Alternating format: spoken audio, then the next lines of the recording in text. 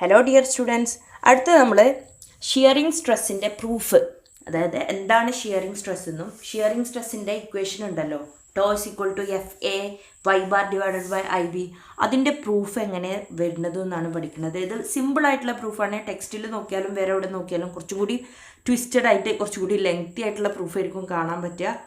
അപ്പോൾ ഒന്ന് ശ്രദ്ധിക്കുക. ഇനി നിങ്ങൾക്കത് കുറച്ച് സ്ലോ ആയി തോന്നുന്നുണ്ടെന്നുണ്ടെങ്കിൽ ഒന്ന് ഫോർവേഡ് അടിച്ചിട്ട് കണ്ടാലും മതി. അപ്പോൾ ഷിയറിംഗ് സ്ട്രെസ് അല്ലെങ്കിൽ ബെൻഡിങ് സ്ട്രെസ് എന്ന് പറഞ്ഞാൽ എന്താ? നമ്മൾ തേർഡ് മൊഡ്യൂളിൽ ബെൻഡിങ് മൊമെൻ്റ് എന്താണെന്ന് പഠിച്ചു, ഷിയറിംഗ് ഫോഴ്സ് ഡയഗ്രാം വരക്കാനും ബെൻഡിങ് മൊമെൻറ്റ് ഡയഗ്രാം വരക്കാനും പഠിച്ചു. അപ്പോൾ ബെൻഡിങ് മൊമെൻറ്റിൻ്റെ അഗെയിൻസ്റ്റ് ഉണ്ടാകുന്ന സ്ട്രെസ്സിനെയാണ് ബെൻഡിങ് സ്ട്രെസ് എന്ന് പറയുന്നത്. ഷിയറിംഗ് ഫോഴ്സിന് അഗെയിൻസ്റ്റ് ഉണ്ടാകുന്നതിനാണ് നമ്മൾ ഷിയറിംഗ് സ്ട്രെസ് എന്ന് പറയുന്നത്. അപ്പോൾ the resistant against shearing of beam per unit area across the section is known as shearing stress. ഈ ഷിയറിംഗ് സ്ട്രെസ്സിന് ഒരു ഇക്വേഷൻ ഉണ്ട്, that is tau is equal to F, shear force ആണ് F, A Y bar divided by I B എന്ന് പറഞ്ഞുകൊണ്ട് ഒരു equation ഉണ്ട്. ഈ ഇക്വേഷൻ എങ്ങനെ വരുന്നത് എന്നുള്ളതിൻ്റെ പ്രൂഫാണ് നമ്മൾ നോക്കുന്നത്. പ്രൂഫ് എക്സാമിന് ചോദിക്കാനുള്ള ചാൻസ് കൂടുതലാണ്. അപ്പോൾ പ്രൂഫും കൂടി പഠിച്ചിട്ട് വേണം ചെയ്യാൻ. അപ്പോൾ സാധാരണ ഇതൊരു ബീമാണ് കാണിച്ചിട്ടുള്ളത്. ഈ ബീമിൻ്റെ മുകളിൽ ഒരു യു ഡി ലൈനിലുണ്ട് എന്ന് അസ്യൂം ചെയ്യുക. അപ്പോൾ യു ഡി എല്ലിൽ വരുമ്പോൾ ഈ ബീം എന്ത് ചെയ്യും? ഈ ഡോട്ടഡ് ലൈനിൽ അത് ബെൻഡ് ചെയ്യും. അപ്പോൾ ഈ ബീമിൻ്റെ ഒരു ചെറിയ എലമെൻ്റൽ പോർഷനാണ് ഞാൻ ഇവിടെ വരച്ചിട്ടുള്ളത്. ആ ബീമിൻ്റെ ലെങ്ത്ത് ഡി എക്സ് എന്ന് പറഞ്ഞുകൊണ്ടുള്ളൊരു ലെങ്ത്താണ് ഞാൻ കൺസിഡർ ചെയ്തിട്ടുള്ളത്. ഡി എക്സ് ലെങ്ത്തിൽ എ ബി സി ഡി എന്ന് പറഞ്ഞ രണ്ട് സെക്ഷനാണ്. എ ബി സി ഡി എന്ന് പറഞ്ഞ രണ്ട് സെക്ഷൻ കൊണ്ട് ഡി എക്സ് എന്ന് പറഞ്ഞ ഡിസ്റ്റൻസിലൊരു ഇതിനെ കട്ട് ചെയ്തതാണ്. എ ബി എന്ന് പറയുന്ന സൈഡിലുള്ള ബെൻഡിങ് മൊമെൻറ്റിൻ്റെ വാല്യൂ എം എടുത്താൽ സി ഡിയിലെ ആ ബെൻഡിങ് മൊമെൻറ്റിൻ്റെ വാല്യൂ എന്തായിട്ട് മാറിയിട്ടുണ്ടാവും? എം പ്ലസ് ഡി എം ആയിട്ട് മാറിയിട്ടുണ്ടാവും. കാരണം എന്താ? ഒരു ലെങ്ത് കൂടുന്നതിനനുസരിച്ച് ബെൻഡിങ് മൊമെൻറ്റിൻ്റെ വാല്യൂ ഇൻക്രീസ് ചെയ്ത് വരും. ഇനി അതാണ് ഇവിടെ M bending moment on face A B ആണെങ്കിൽ എം പ്ലസ് ഡി എം എന്ന് പറയുന്നത് bending moment on face C D ആണ്. ബെൻഡിങ് മൊമെൻ്റ് ഉണ്ടാകുമ്പോൾ അവിടെ എന്തുണ്ടാവും? ഒരു ബെൻഡിങ് സ്ട്രെസ് ഉണ്ടാവും. ബെൻഡിങ് സ്ട്രെസ്സിനെ റെപ്രസെൻ്റ് ചെയ്യുന്നത് എഫ് എന്നുള്ള ടേമിലാണ്. എം എന്നുള്ള സൈഡിലുള്ള, അതായത് എ ബിയിലുണ്ടാകുന്ന ബെൻഡിങ് സ്ട്രെസ് എഫ് എന്നും സി ഡിയിലുണ്ടാകുന്ന ബെൻഡിങ് സ്ട്രെസ്സിനെ ഞാൻ എഫ് പ്ലസ് ഡി എഫ് എന്നാണ് വിളിച്ചത്. ഓക്കെ, അപ്പോൾ ഈ ഫിഗറും അതിൻ്റെ എക്സ്പ്ലനേഷനുമാണ് ഇവിടെ കൊടുത്തിട്ടുള്ളത്. ഇതെന്ന് പറയുന്നത് ഈ ബീമിൻ്റെ ക്രോസ് സെക്ഷനാണ്. ക്രോസ് സെക്ഷൻ ഓഫ് ബീമാണ് കൊടുത്തിട്ടുള്ളത്. അതിൻ്റെ ബ്രെഡ്ത്ത് ഡെപ്ത്ത് ഡി ആണ്. അതിലൊരു സ്മോൾ എലമെൻ്റൽ ഏരിയ ഡി എന്ന് പറഞ്ഞിട്ടുള്ളൊരു small elemental area at a distance of Y from neutral axis നമ്മൾ കൺസിഡർ ചെയ്തിട്ടുണ്ട്. ഇനി നമ്മൾ ഈ ചെയ്യുന്നതെല്ലാം ഈ ഡി എന്ന് പറഞ്ഞ ഡിസ്റ്റൻസിൻ്റെ റെസ്പെക്റ്റ് ആയിട്ടാണ് നമ്മൾ ചെയ്യുന്നത്. അപ്പോൾ ഷിയർ സ്ട്രെസ്സിന് ആവശ്യമായിട്ടുള്ള രണ്ട് ഫിഗറാണ് നമ്മളിവിടെ വരച്ചിട്ടുള്ളത്. ഒന്ന് ഒരു ചെറിയ ഒരു ലെങ്ത്തും ഒന്ന് ക്രോസ് സെക്ഷനും. ഇനി നമ്മൾ പ്രോബ്ലം ചെയ്യാൻ നമുക്ക് ബെൻഡിങ് സ്ട്രെസ്സിൻ്റെ ഒരു ഇക്വേഷൻ ആവശ്യമുണ്ട്. നമുക്കറിയാം, നമ്മൾ ബെൻഡിങ് സ്ട്രെസ്സിൻ്റെ ഇക്വേഷൻ എന്താ? E by R is equal to M by I is equal to F by Y. ഇതിനൊരു ഷോർട്ട് ഫോം ഉണ്ടായിരുന്നു അല്ലേ? എലിസബത്ത് റാണി may I follow you. Elizabeth റാണി മേ ഐ ഫോളോ യു എന്നാലോചിച്ച് നമുക്ക് ഈ ഇക്വേഷൻ തെറ്റാതെ എടുക്കാം. അതിൽ നമ്മൾ ഈ രണ്ട് ഇക്വേഷൻ മാത്രം നോക്കി. M by I is equal to F by Y. So നമുക്ക് എം ഇസ് ഈക്വൽ ടു അല്ലെങ്കിൽ എഫ് ഇസ് ഈക്വൽ ടു എന്ത് വരും? ഈ വൈനെ അങ്ങോട്ട് കൊണ്ടുപോകുമ്പോൾ M into Y divided by I എന്നുള്ളൊരു ഇക്വേഷൻ വരും. അപ്പോൾ ഇതാലോചിക്കുക, ഇത് നമുക്ക് കിട്ടുന്നത് ബെൻഡിങ് സ്ട്രെസ്സിൻ്റെ ഇക്വേഷൻ എന്നാണ്. That is F is equal to M Y divided by I. അപ്പോൾ ഈ ഒരു ബെൻഡിങ് സ്ട്രെസ്സിൻ്റെ ഇക്വേഷൻ നമ്മൾ എ ബി എന്ന് പറഞ്ഞൊരു ക്രോസ് സെക്ഷൻ ഉണ്ട്, സി ഡി എന്ന് പറഞ്ഞൊരു സെക്ഷൻ ഉണ്ട്, സൈഡ് ഉണ്ട്, ഫേസ് ഉണ്ട്. അപ്പോൾ നമ്മൾ എ ബി എന്ന് പറഞ്ഞ സൈഡിലുള്ളത് നോക്കുകയാണ്.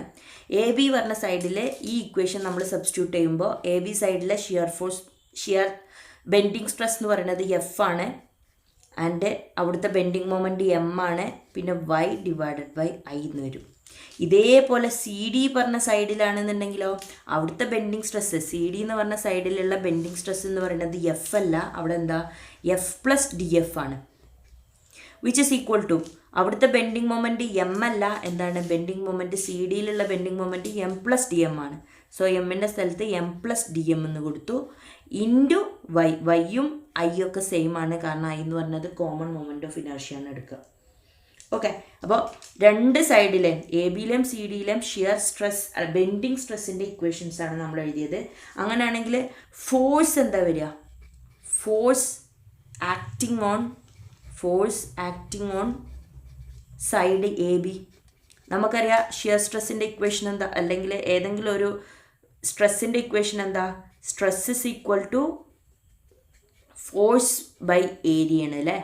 ഏതൊരു സ്ട്രെസ്സിൻ്റെ ഇക്വേഷൻ എന്താ?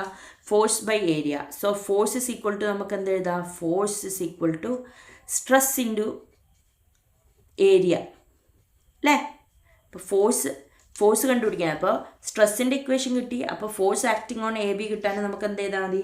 സ്ട്രെസ് ഇൻറ്റു ഏരിയ ചെയ്താൽ മതി. That is F A B is equal to stress into area. Stress എന്ന് പറയുന്നത് M Y divided by I ആണ്. ഏരിയ എന്ന് പറയുന്നത് ഞാൻ പറഞ്ഞിട്ടുണ്ട്, ഇനി നമ്മൾ ആ സ്മോൾ എലമെൻ്റൽ ഏരിയൻ്റെ ബേസിലാണ് ചെയ്യുക. അപ്പോൾ ഇൻറ്റു ഏരിയ വെച്ചിട്ടാണ് ചെയ്യുന്നത്. അപ്പോൾ അതേപോലെ ഇവിടെ force acting on C D എന്താ വരിക? ഇവിടുത്തെ shear stress that is M plus D M into Y divided by I into area that is D A.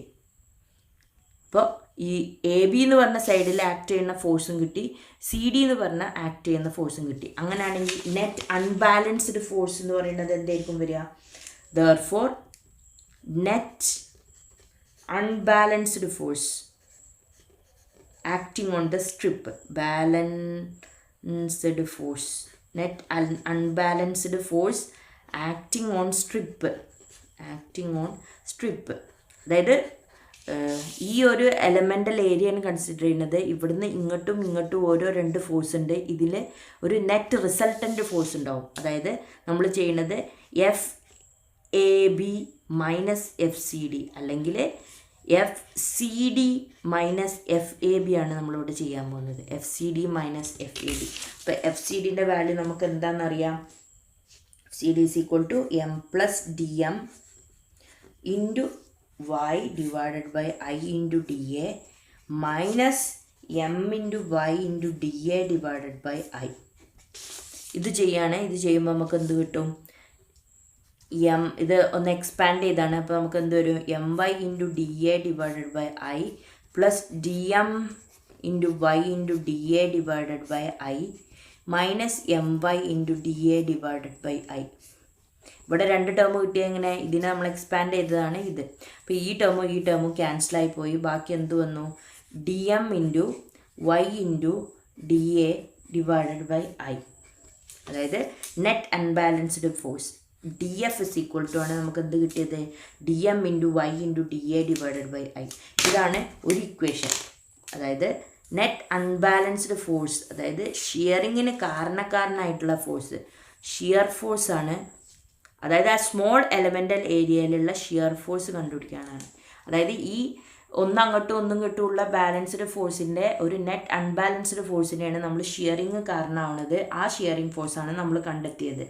അങ്ങനെയാണെങ്കിൽ ടോട്ടൽ ഫോഴ്സ് എന്താ വരിക? ഇതാ ചെറിയ ഏരിയക്കുള്ളതാണ്. അപ്പോൾ വലിയ ഏരിയക്ക് total force on cross section, ആ ക്രോസ് സെക്ഷനിലുള്ള ടോട്ടൽ ഫോഴ്സ് കണ്ടുപിടിക്കാൻ നമ്മൾ എന്ത് ചെയ്യണം? ഇതിനെ ഇൻ്റഗ്രേറ്റ് ചെയ്യണം. That is integral D F is equal to integral D M into Y into D A divided by I. That is D F എന്ന് പറയുന്നത് capital F into D M into I integral Y into D A. ഏരിയനെയാണ് നമ്മളിവിടെ integrate ചെയ്യുന്നത്. So Y into D A. ഈ Y into D A എന്ന് പറഞ്ഞാൽ എന്താ? First moment of area അല്ലേ. ഫസ്റ്റ് മൊമെൻ്റ് ഓഫ് ഏരിയനെയാണ് നമ്മൾ integral Y into D A എന്ന് പറയുന്നത്. Integral Y square into D A എന്ന് പറയുന്നത് എന്താ? Second moment of area. ഇതിനെ നമ്മൾ മൊമെൻ്റ് ഓഫ് ഇനേർഷ്യയാണ് റെപ്രസെൻറ്റ് ചെയ്യുക. ഇവിടെ നമ്മളതല്ല, ഇവിടെ ഒരു വൈ ഇൻറ്റു ഡി എ ഉള്ളൂ. So this is first moment of area. So നമ്മളത് ചെയ്യുമ്പോൾ D M divided by I into A Y bar എന്ന് വരും. Total force F is equal to D M divided by I into A Y bar. ഈ integral Y D എൻ്റെ first moment of area ആയതുകൊണ്ട് അതിൻ്റെ result ഇതാണ്. നമ്മൾ പണ്ട് engineering മെക്കാനിക്സിൽ പഠിച്ചിട്ടുണ്ട്.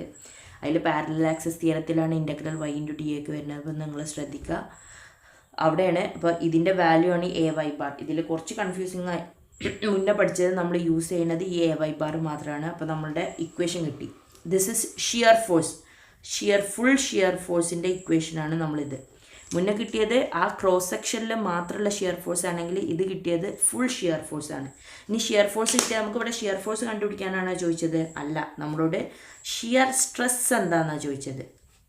ഷിയർ സ്ട്രെസ്സിനെ നമ്മൾ റെപ്രസെൻ്റ് ചെയ്യുന്നത് ടോ ആണ്.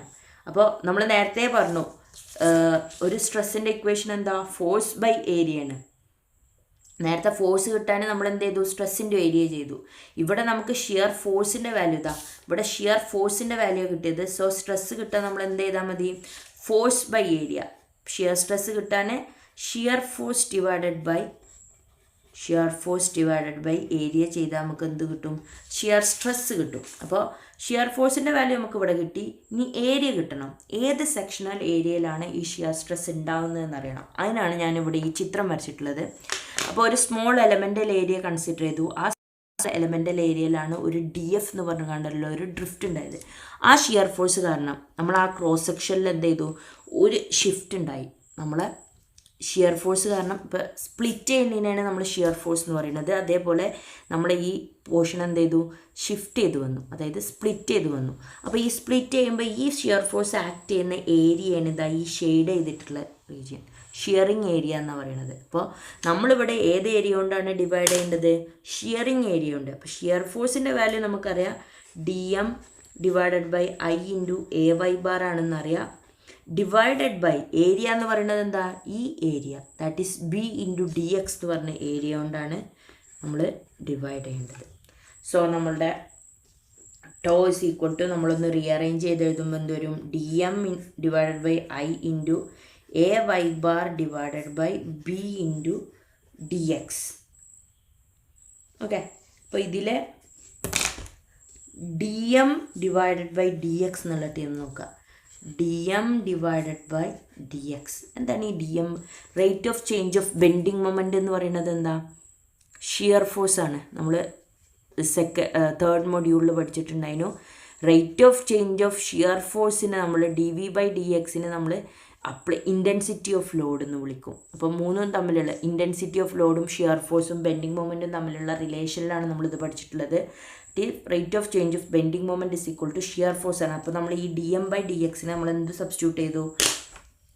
ഷിയർ ഫോഴ്സ് എന്ന് റെപ്രസെൻറ്റ് ചെയ്തു. നമ്മളിവിടെ ഷിയർ ഫോഴ്സിനെ ക്യാപിറ്റൽ F എന്ന് റെപ്രസെൻറ്റ് ചെയ്യണോണ്ട് ക്യാപിറ്റൽ F ഇൻറ്റു ബാക്കിയുള്ളത് AY bar divided by I into B. അതായത് shear stress is equal to tau is equal to F into AY bar divided by IB. This is shear സ്ട്രെസ്സിൻ്റെ equation. ഇതിൽ ഓരോ ടേമും നമ്മൾ അറിയണം. F എന്ന് പറയുന്നത് shear force ആണ്. A എന്ന് പറയുന്നത് area of the section we consider. Area of section, ഏത് സെക്ഷനാണോ നമ്മൾ കൺസിഡർ ചെയ്തത് ആ സെക്ഷൻ്റെ മുകളിലുള്ള ഏരിയനെയാണ് നമ്മളിത് പറയുന്നത്. Y ബാർ എന്ന് പറയുന്നത് നമ്മൾ കൺസിഡർ ചെയ്ത ഏരിയ ഉണ്ടല്ലോ, ആ ഏരിയൻ്റെ സെൻറ്ററോട് ന്യൂട്രൽ ആക്സിസ് എന്നുള്ള ഡിസ്റ്റൻസ്. I എന്ന് പറയുന്നത് moment of inertia of all section. Consider ചെയ്യുന്ന ഏരിയ സെക്ഷൻ ഒന്നുമില്ല, നമ്മൾ തന്നിരിക്കുന്ന ഫിഗറിൻ്റെ ഫുൾ മൊമെൻ്റ് ഓഫ് ഇനർഷ്യയാണ് നമ്മൾ എടുക്കേണ്ടത്.